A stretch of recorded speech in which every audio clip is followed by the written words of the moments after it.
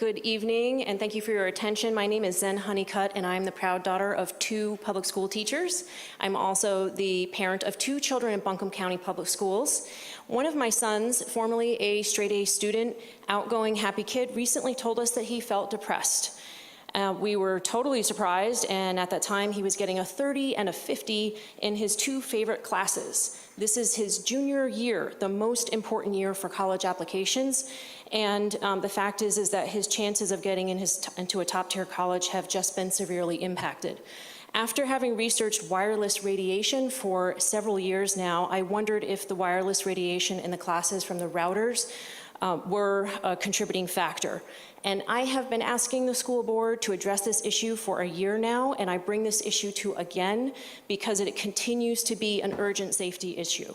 The Atlantic just published an article saying that 56.5% of teens are depressed now.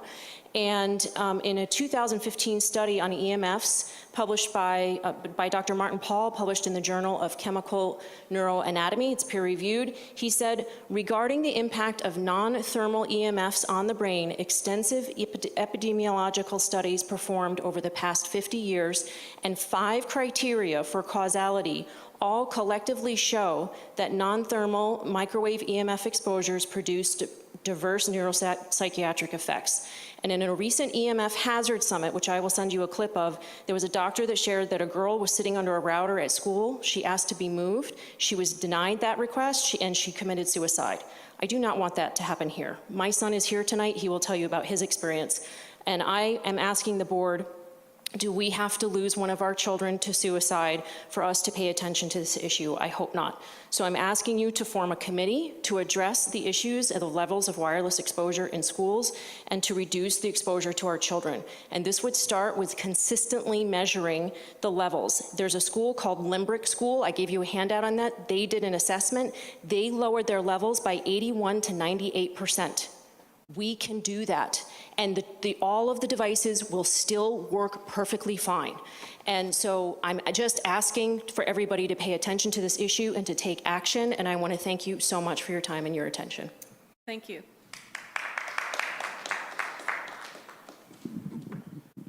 Mary Ann Tierney. I'm Mary Ann Tierney from the Reynolds District. I'm a registered nurse, an electromagnetic radiation specialist, and the director of SafeTech NC.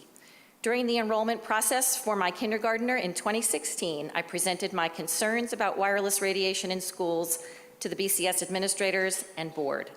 I learned BCS follows the safety standards of the FCC, which is not a health agency.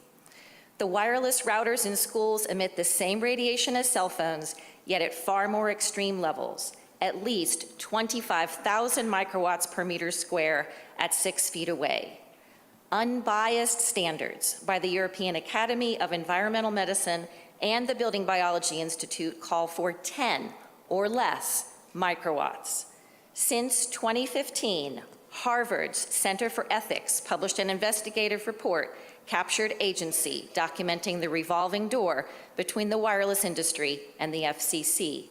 Last August, the U.S. Court of Appeals found the FCC guilty of ignoring the enormous body of evidence of health effects from radiation at levels far below the FCC limits. Its 26-year-old standards account only for the heating of skin, no long-term effects from 15,000 studies. Clear evidence of carcinogenesis and DNA damage were found from cell phone radiation by the National Toxicology Program in its $30 million study. NTP is part of the National Institutes of Health, our government. That study prompted the American Academy of Pediatrics to issue safety guidelines. These doctors and the California and Massachusetts medical societies have urged the FCC to change its standards. The Massachusetts Institute of Technology's study at the U.S. Military Academy found students using computers in classrooms had final scores 18% of a standard deviation lower than scores of students in classrooms that prohibit computers. Please implement simple, free solutions to provide radiation-free schools for our teachers and our beloved students. These ideas are included in Zen's packet. Thank you. Thank you.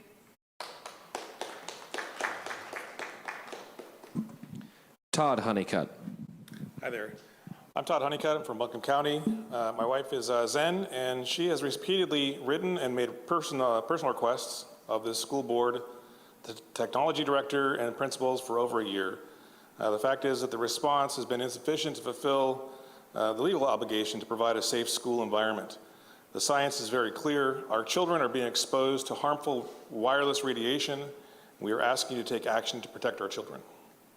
My wife has taken 3 measurements of the radiation at the school with a professional meter at the readings of 7,500, 37,000, and 1.7 million microwatts per square meter. The European guidelines for wireless radiation exposure for a duration of only 6 minutes is 10 microwatts per square meter during the day, 1 at night, and 0.1 for sensitive groups. Children are sensitive groups. It is important to understand that the signal level required to obtain the maximum speed from a Wi-Fi router is less than 0.01 microwatts per square meter. The fact is, the level of Wi-Fi is much higher than is needed for our children's devices to work properly. We are asking you to form a committee to consider and address the following questions. 1, would you consider turning the power down to no higher than 20% for the entire district? 2, would you consider a professional assessment once the power density is reduced? 3, would you consider cell phone policy for all the schools, including no cell phone use in class? 4, would you consider working with the facility to reduce the use of wireless devices with more of a focus on actual books? 5, would you consider moving all the wireless access points in the district to a location in the rooms with the least traffic? And 6, consider on-off controls in classrooms so teachers can turn it off only when it's needed, turn it on when it's needed, and this would be accompanied with training for the teachers on how to use that.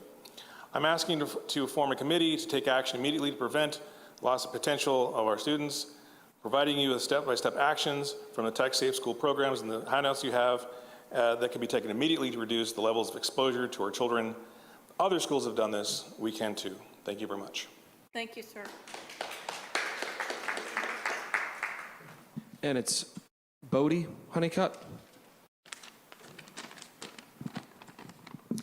Hi, my name is Bodie Honeycutt, and I'm a junior from North Buncombe High School. And I'm here today because I want to ask the board to do whatever you can to reduce the levels of wireless radiation in schools.